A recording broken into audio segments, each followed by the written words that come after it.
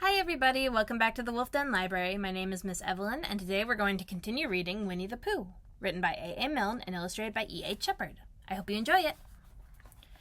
Chapter 7, in which Kanga and Baby Roo come to the forest and Piglet has a bath. Nobody seemed to know where they came from, but there they were in the forest, Kanga and Baby Roo. When Pooh asked Christopher Robin, "How did they come here?" Christopher Robin said, "In the usual way, if you know what I mean, Pooh." And Pooh, who didn't, said, "Oh." Then he nodded his head twice and said, "In the usual way. Ah." Then he went to call upon his friend Piglet to see what he thought about it. And at Piglet's house he found Rabbit, so they all talked about it together. "What I don't like about it is this," said Rabbit. "Here we are, you Pooh, and you Piglet, and me, and suddenly—" "And Eeyore," said Pooh. "And Eeyore. And then suddenly—" "And Owl," said Pooh. "And Owl. And then all of a sudden—" "Oh, and Eeyore," said Pooh. "I was forgetting him." "Here we are," said Rabbit very slowly and carefully, "all of us. And then suddenly we wake up one morning and what do we find? We find a strange animal among us, an animal of whom we have never even heard before, an animal who carries her family about with her in her pocket. Suppose I carried my family about with me in my pocket. How many pockets should I want?" 16, said Piglet. 17, isn't it?" said Rabbit. "And one more for a handkerchief. That's 18. 18 pockets in one suit. I haven't time." There was a long and thoughtful silence, and then Pooh, who had been frowning very hard for some minutes, said, "I make it 15. "What?" said Rabbit. 15. 15 what?" "Your family. What about them?" Pooh rubbed his nose and said that he thought Rabbit had been talking about his family. "Did I?" said Rabbit carelessly. "Yes, you said—" "Never mind, Pooh," said Piglet impatiently. "The question is, what are we to do about Kanga?" "Oh, I see," said Pooh. "The best way," said Rabbit, "would be this. The best way would be to steal Baby Roo and hide him, and then when Kanga says, 'Where's Baby Roo?' we say, 'Aha!'" "Aha!" said Pooh, practicing. "Aha! Aha!" "Of course," he went on, "we could say 'aha' even if we hadn't stolen Baby Roo." "Pooh," said Rabbit kindly, "you haven't any brain." "I know," said Pooh humbly. "We say 'aha' so that Kanga knows that we know where Baby Roo is. 'Aha' means we'll tell you where Baby Roo is if you promise to go away from the forest and never come back. Now don't talk while I think." Pooh went into a corner and tried saying 'aha' in that sort of voice. Sometimes it seemed to him that it did mean what Rabbit said, and sometimes it seemed to him that it didn't. "I suppose it's just practice," he thought. "I wonder if Kanga will have to practice too so as to understand it." "There's just one thing," said Piglet, fidgeting a bit. "I was talking to Christopher Robin, and he said that a Kanga was generally regarded as one of the fiercer animals. I'm not frightened of fierce animals in the ordinary way, but it is well known that if one of the fiercer animals is deprived of its young, it becomes as fierce as 2 of the fiercer animals. In which case, 'aha' is perhaps a foolish thing to say." "Piglet," said Rabbit, taking out a pencil and licking the end of it, "you haven't any pluck." "It is hard to be brave," said Piglet, sniffing slightly, "when you are only a very small animal." Rabbit, who had begun to write very busily, looked up and said, "It is because you are very small that you will be useful in the adventure before us." Piglet was so excited at the idea of being useful that he forgot to be frightened any more, and when Rabbit went on to say that Kangas were only fierce during the winter months, being at other times of an affectionate disposition, he could hardly sit still, he was so eager to begin being useful at once. "What about me?" said Pooh sadly. "I suppose I shan't be useful?" "Never mind, Pooh," said Piglet comfortingly. "Another time, perhaps." "Without Pooh," said Rabbit solemnly as he sharpened his pencil, "the adventure would be impossible." "Oh," said Piglet, and tried not to look disappointed, but Pooh went into a corner of the room and said proudly to himself, "Impossible without me. That sort of bear." "Now listen, all of you," said Rabbit when he had finished writing, and Pooh and Piglet sat listening very eagerly with their mouths open. This was what Rabbit read out. "Plan to capture Baby Roo. 1. General remarks. Kanga runs faster than any of us, even me. 2. More general remarks. Kanga never takes her eyes off Baby Roo except when he's safely buttoned up in her pocket. 3. Therefore, if we are to capture Baby Roo, we must get a long start because Kanga runs faster than any of us, even me, C1. 4. A thought. If Roo had jumped out of Kanga's pocket and Piglet had jumped in, Kanga wouldn't know the difference because Piglet is a very small animal. 5. like Roo. 6. But Kanga would have to be looking the other way first so as not to see Piglet jumping in. 7. C2. 8. Another thought.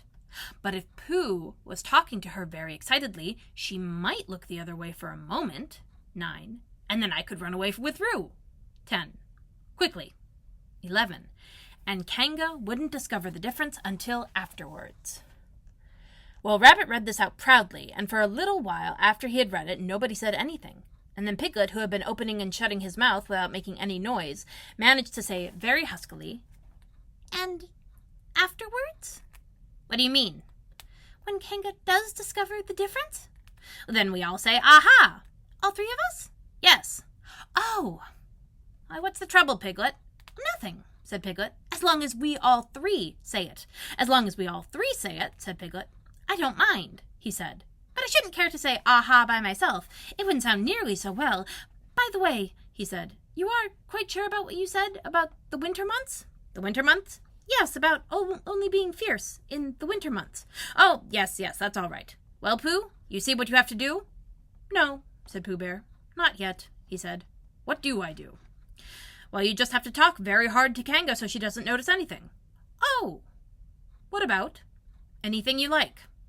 "You mean like telling her a little bit of poetry or something?"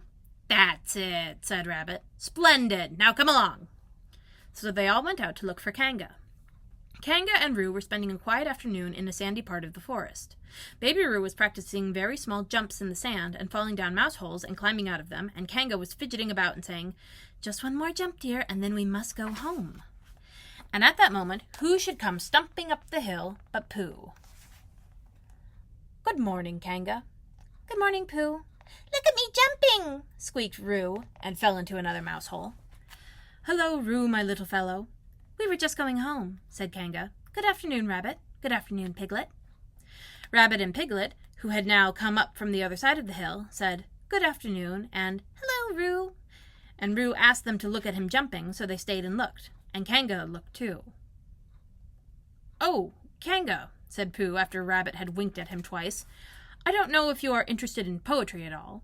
"Hardly at all," said Kanga. "Oh," said Pooh. "Roo, dear, just one more jump, and then we must go home." There was a short silence while Roo fell down another mouse hole. "Go on," said Rabbit in a loud whisper behind his paw. "Talking of poetry," said Pooh, "I made up a little piece as I was coming along. It went like this. Now, let me see." Fancy," said Kanga. "Now, Roo, dear—" "You'll love this bit of poetry," said Rabbit. "You'll love it," said Piglet. "You must listen very carefully," said Rabbit. "So as not to miss any of it," said Piglet. "Oh, yes," said Kanga, but she still looked at Baby Roo. "How did it go, Pooh?" said Rabbit. Pooh gave a little cough and began. Lines written by a bear of very little brain. "On Monday when the sun is hot, I wondered to myself a lot. Now is it true, or is it not, that what is which and which is what? On Tuesday when it hails and snows, the feeling in me grows and grows, that hardly anybody knows if these, or those are those. On Wednesday when the sky is blue and I have nothing else to do, I sometimes wonder if it's true that who is what and what is who. On Thursday when it starts to freeze and hoarfrost twinkles on the trees, how very readily one sees that these are whose, but whose are these? On Friday—" "Yes, it is, isn't it?" said Kanga, not waiting to hear what happened on Friday. "Just one more jump, Roo, dear, and then we really must be going." Rabbit gave Pooh a hurrying sort of nudge. "Talking of poetry," said Pooh quickly, "have you ever noticed that tree right over there?" "Where?" said Kanga.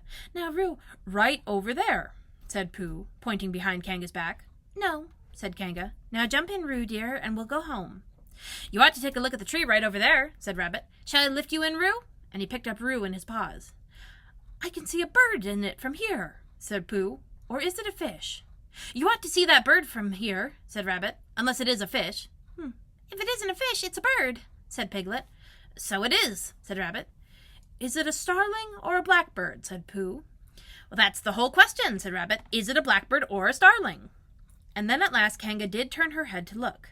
And the moment that she turned her head, Rabbit said in a loud voice, "In you go, Roo!" And in jumped Piglet into Kanga's pouch, and off scampered Rabbit, with Roo in his paws, as fast as he could.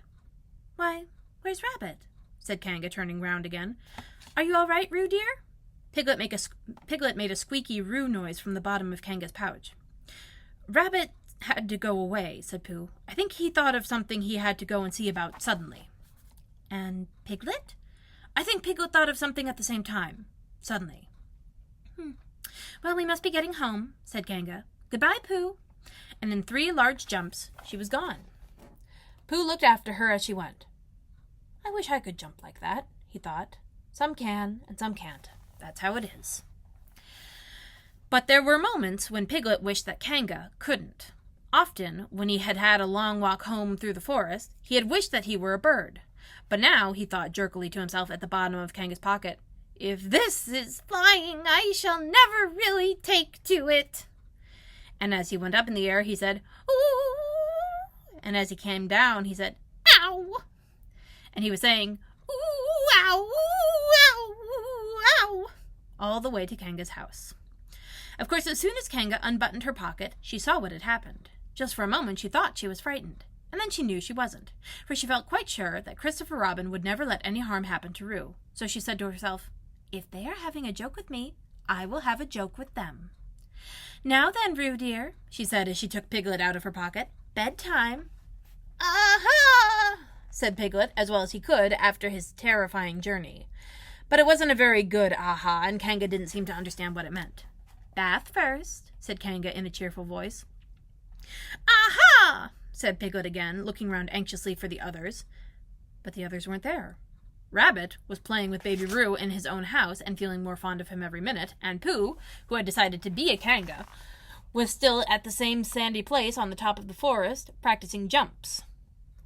I am not at all sure, said Kanga in a thoughtful voice, that it wouldn't be a good idea to have a cold bath this evening. Would you like that, Roo dear?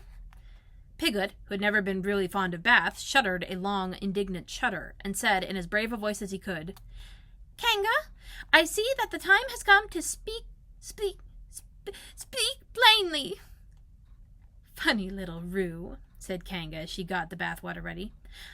I am not Roo, said Piglet loudly. I am Piglet. Yes, dear, yes, said Kanga soothingly, and imitating Piglet's voice, too. So clever of him, she went on as she took a large bar of yellow soap out of the cupboard. What will he be doing next? Can't you see? Shouted Piglet. Haven't you got eyes? Look at me. I am looking, Roo dear, said Kanga rather severely. And you know that I told you yesterday about making faces. Now, if you go on making faces like Piglet, you will grow up to look like Piglet, and then think how sorry you will be. Now then, into the bath, and don't let me have to speak to you about it again. Before he knew where he was, Piglet was in the bath, and Kanga was scrubbing him firmly with a rather leathery flannel. Ow! Cried Piglet. Let me out! I'm Piglet! Don't open your mouth, dear, or the soap goes in, said Kanga. There! What did I tell you? You did it on purpose! Spluttered Piglet as soon as he could speak again, and then accidentally had another mouthful of leathery flannel. That's right, dear, don't say anything, said Kanga, and in another minute Piglet was out of the bath and being rubbed dry with a towel. Now, said Kanga, there's your medicine, and then bed. What medicine? Said Piglet. To make you grow up big and strong, dear. You don't want to grow up small and weak like Piglet, do you? Well, then. At that moment there was a knock at the door. Come in, said Kanga, and in came Christopher Robin. Christopher Robin! Christopher Robin! Cried Piglet. Tell Kanga who I am. She keeps saying I'm Roo. I'm not Roo. Am I? Christopher Robin looked at him very carefully and shook his head. You can't be Roo, he said, because I've just seen Roo playing in Rabbit's house. Well, said Kanga, fancy that. Fancy my making a mistake like that. There you are, said Piglet. I told you so. I'm Piglet. Christopher Robin shook his head again. Oh, you're not Piglet, he said. I know Piglet well, and he's quite a different color. Piglet began to say that it was because he had just had a bath, and then he thought that perhaps he wouldn't say anything, and then he thought perhaps he would say something else, and as he opened his mouth to say something, Kanga slipped the medicine spoon in and then patted him on the back and told him that it was really quite a nice taste when you got used to it. I knew it wasn't Piglet, said Kanga. I wonder who it can be.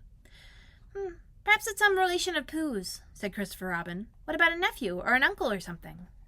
Kanga agreed that this was probably what it was, and said that they would have to call it by some name. I shall call it Poodle," said Christopher Robin. "Henry Poodle for short." And just when it was decided, Henry Poodle wriggled out of Kanga's arms and jumped to the ground. To his great joy, Christopher Robin had left the door open. Never had Henry Poodle Piglet run so fast as he ran then, and he didn't stop running until he was quite close to his house. But when he was 100 yards away, he stopped running and rolled the rest of the way home so as to get his nice, comfortable color back. So Kanga and Roo stayed in the forest, and every Tuesday Roo spent the day with his great friend Rabbit, and every Tuesday Kanga spent the day with his great friend Pooh, teaching him to jump, and every Tuesday Piglet spent the day with his great friend Christopher Robin. So they were all happy again. All right, I hope you guys enjoyed. I'll see you again next week. Bye.